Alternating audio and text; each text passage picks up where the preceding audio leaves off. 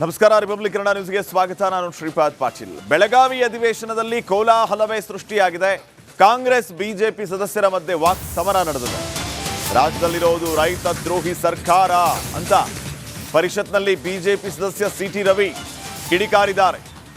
City Ravi ಅವರ ಮಾತಿಗೆ ಚಲುವರಾಯಸ್ವಾಮಿ ಗರಂ ಆಗಿದ್ದಾರೆ. ರೈತರ ಬಗ್ಗೆ ಮಾತಾಡೋದಕ್ಕೆ ಯಾವ ನೈತಿಕತೆ ನಿಮಗಿದೆ ಅಂತ ಚಲುವರಾಯಸ್ವಾಮಿ ಪ್ರಶ್ನೆ ಮಾಡಿದ್ದಾರೆ. ಬಿಜೆಪಿ ಕೇಂದ್ರದ ಮುಂದೆ ಪ್ರತಿಭಟನೆ ಮಾಡಲಿ. ರವಿ ವಿರುದ್ಧ ಈ ರೀತಿ ಕೆಂಡ ಕಾರಿದ್ದಾರೆ ಚಲುವರಾಯಸ್ವಾಮಿ. ಹೋಗಿ ಕೇಂದ್ರ ಸರ್ಕಾರದ ಮುಂದೆ ಪ್ರತಿಭಟನೆ ಮಾಡಿ, ನೀವು ರೈತರ ವಿಚಾರವಾಗಿ ಮಾತಾಡೋದಕ್ಕೆ ನಿಮಗೆ ಯಾವ ನೈತಿಕತೆಯೂ ಇಲ್ಲ ಅಂತ ಹೇಳಿದ್ದಾರೆ.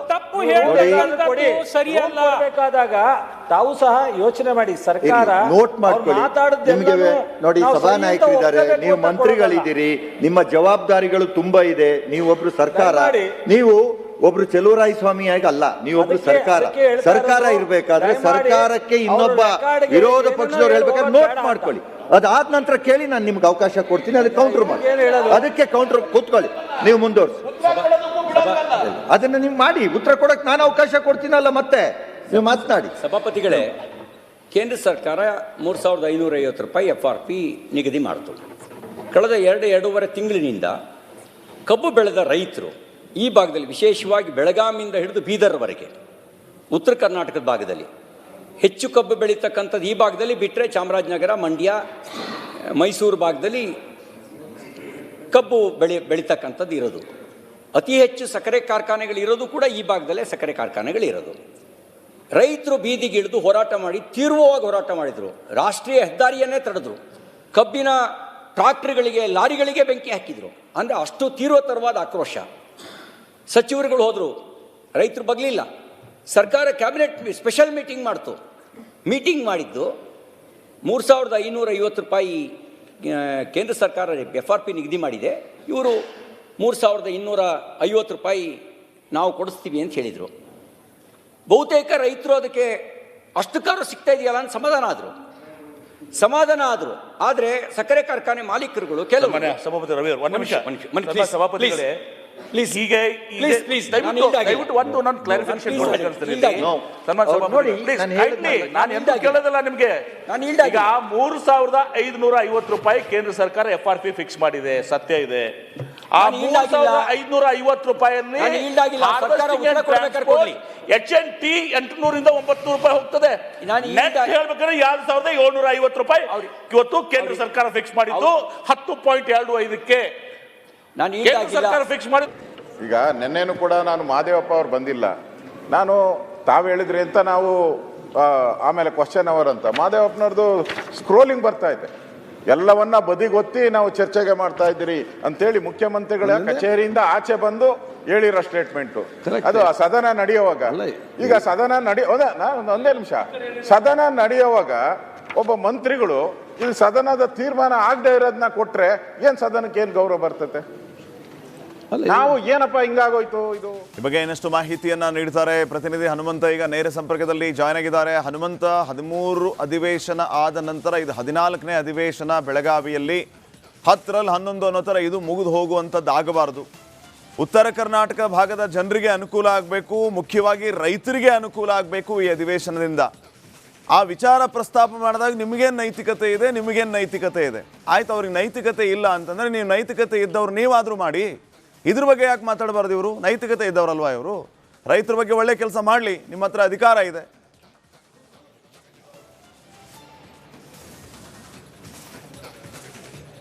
ಖಂಡಿತ ಶ್ರೀಪಾದ್, ಪ್ರತಿ ಬಾರಿ ಕೂಡ ಚಳಿಗಾಲದ ಅಧಿವೇಶನದ ಸಂದರ್ಭದಲ್ಲಿ ಉತ್ತರ ಕರ್ನಾಟಕದ ಜನರ ಭಾಗದ, ಅದರಲ್ಲೂ ಕೂಡ ರೈತರ ಸಮಸ್ಯೆಗಳ ಬಗ್ಗೆ ಚರ್ಚೆ ಆಗಬೇಕು ಅನ್ನೋಂಥ ಒತ್ತಾಯಗಳನ್ನು ರಾಜಕೀಯ ಪಕ್ಷಗಳು ಸಹಜವಾಗಿ ಮಾಡ್ತವೆ. ಆದರೆ ಪ್ರತಿ ಅಧಿವೇಶನ ಕೊನೆಯ 2 ದಿನಗಳಲ್ಲಿ ಉತ್ತರ ಕರ್ನಾಟಕದ ಬಗ್ಗೆ ಚರ್ಚೆಗಳಾಗ್ತಾ ಇತ್ತು. ಆ ಒಂದು ಕಳೆದ ಅಧಿವೇಶನದಲ್ಲೂ ಕೂಡ ಅಂಥದ್ದೊಂದು ಪರಿಸ್ಥಿತಿ ಇತ್ತು. ಆದರೆ ಈ ಅಧಿವೇಶನದಲ್ಲಿ ಇವತ್ತು ಅಂದರೆ ಬೇಗ ಮೊದಲ ವಾರವೇ ಉತ್ತರ ಕರ್ನಾಟಕದ ವಿಚಾರಗಳನ್ನು, ಸಮಸ್ಯೆಗಳನ್ನು ಚರ್ಚೆ ಮಾಡಲಿಕ್ಕೆ ಈಗ ಸರ್ಕಾರವೂ ಕೂಡ ಕೈ ಎತ್ಕೊಂಡಿದೆ, ಸದನವೂ ಕೂಡ ಕೈ ಎತ್ಕೊಂಡಿರುವಂಥ ಹಿನ್ನೆಲೆಯಲ್ಲಿ ಇವತ್ತು ವಿಧಾನಸಭೆ ಮತ್ತು ವಿಧಾನ ಪರಿಷತ್ನಲ್ಲಿ ಎರಡೂ ಕಡೆ, ಒಂದು ಕಡೆಗೆ ಉತ್ತರ ಕರ್ನಾಟಕದ ಬಗ್ಗೆ ಸಮಸ್ಯೆಗಳ ಕುರಿತು ಒಂದಷ್ಟು ಚರ್ಚೆಗಳು, ವಿಧಾನ ಪರಿಷತ್ನಲ್ಲಿ ರೈತರ ಬಗ್ಗೆಯೂ ಕೂಡ ಒಂದಷ್ಟು ನಿಲುವಳಿ ಸೂಚನೆಯನ್ನು ಕೊಟ್ಟು ಆ ಭಾಗಕ್ಕೆ ಕಬ್ಬು ಬೆಳೆಗಾರರ ಒಂದು FRP ದರ ನಿಗದಿಯ ವಿಚಾರಕ್ಕೂ ಕೂಡ ಒಂದಷ್ಟು ಚರ್ಚೆಗಳು ಕೂಡ ಇತ್ತು.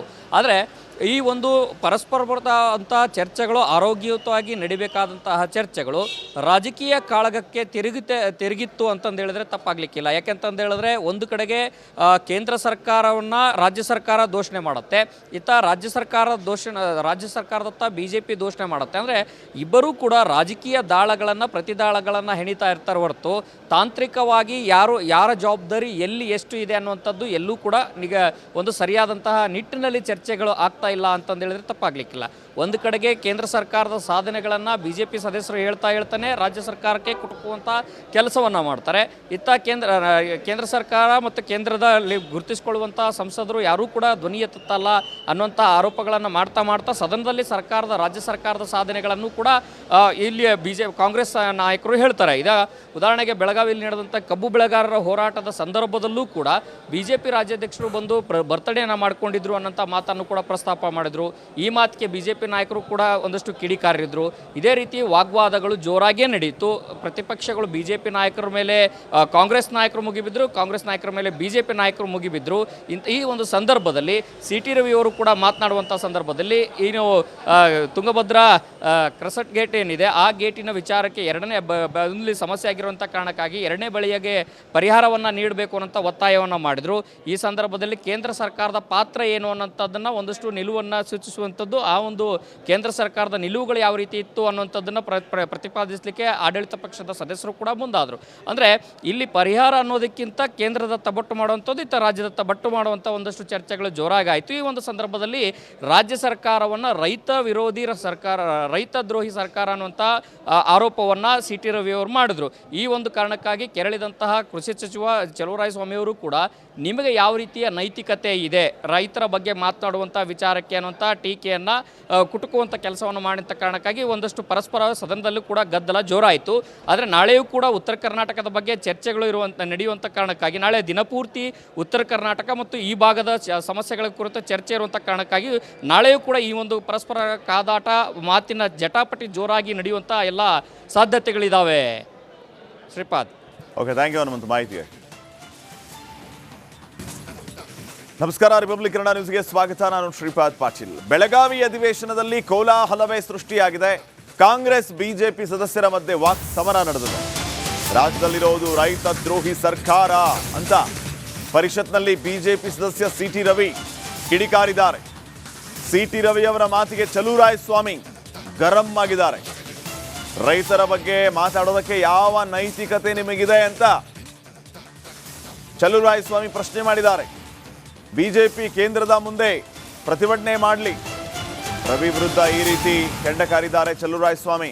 ಹೋಗಿ ಕೇಂದ್ರ ಸರ್ಕಾರದ ಮುಂದೆ ಪ್ರತಿಭಟನೆ ಮಾಡಿ, ನೀವು ರೈತರ ವಿಚಾರವಾಗಿ ಮಾತಾಡೋದಕ್ಕೆ ನಿಮಗೆ ಯಾವ ನೈತಿಕತೆಯೂ ಇಲ್ಲ ಅಂತ ಹೇಳಿದ್ದಾರೆ. ತಪ್ಪು ಸರಿಯಲ್ಲ ಬೇಕಾದಾಗ ತಾವು ಸಹ ಯೋಚನೆ ಮಾಡಿ. ಸರ್ಕಾರ ನೋಟ್ ಮಾಡ್ಕೊಳ್ಳಿ.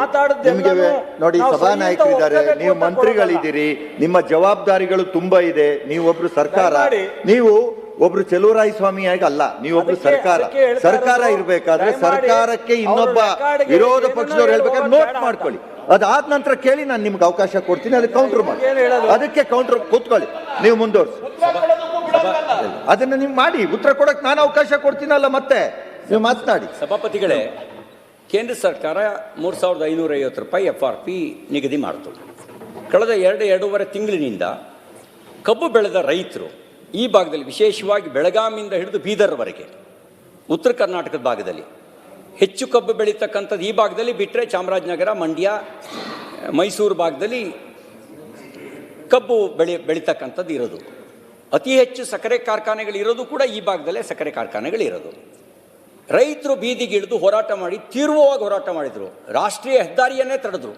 ಕಬ್ಬಿನ ಟ್ರಾಕ್ಟರ್ಗಳಿಗೆ, ಲಾರಿಗಳಿಗೆ ಬೆಂಕಿ ಹಾಕಿದರು. ಅಂದರೆ ಅಷ್ಟು ತೀವ್ರತರವಾದ ಆಕ್ರೋಶ. ಸಚಿವರುಗಳು ಹೋದರು, ರೈತರು ಬಗ್ಲಿಲ್ಲ. ಸರ್ಕಾರ ಕ್ಯಾಬಿನೆಟ್ ಸ್ಪೆಷಲ್ ಮೀಟಿಂಗ್ ಮಾಡ್ತು. ಮೀಟಿಂಗ್ ಮಾಡಿದ್ದು 3,550 ರೂಪಾಯಿ ಕೇಂದ್ರ ಸರ್ಕಾರ FRP ನಿಗದಿ ಮಾಡಿದೆ.